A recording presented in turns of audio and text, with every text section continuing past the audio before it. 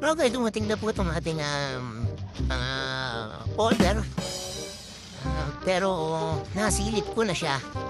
Hindi ko naman sinasabi na huwag na kayong umorder, ano po ha? Ah, Gusto ko lang ipakita na oo, medyo mura siya. Pero sa tingin ko ay hindi po talaga maganda ang kanyang quality, mga kapatid ha. So, at saka actually, hindi ito ang in-order ko. So, medyo sablay, mga kapatid ha. Pero hindi naman siya ganong kamahalan.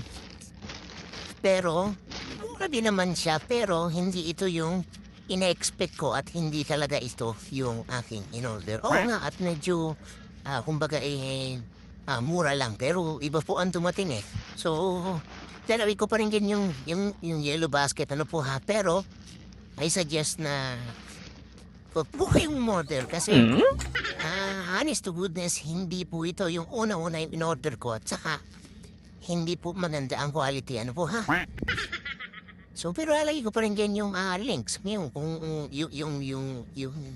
yellow basket. Kung gusto niyo pa rin magpabudol, magpabudol kayo, ano po ha? So, ayan po ha. Pangit. Sorry, pero pangit po talaga. Ayan o. Mas maganda pa yung luma po. Okay, dumating na po itong ating order. Pero nasilip ko na siya. Hindi ko naman sinasabi na huwag na kayong umorder, ano po ha. Gusto ko lang ipakita na oo, medyo mura siya. Pero sa tingin ko ay hindi po talaga maganda ang kanyang quality, mga kapatid ha. So, at saka actually, hindi ito ang in-order ko. So, medyo sablay, mga kapatid ha. Pero hindi naman siya ganong kamahalan.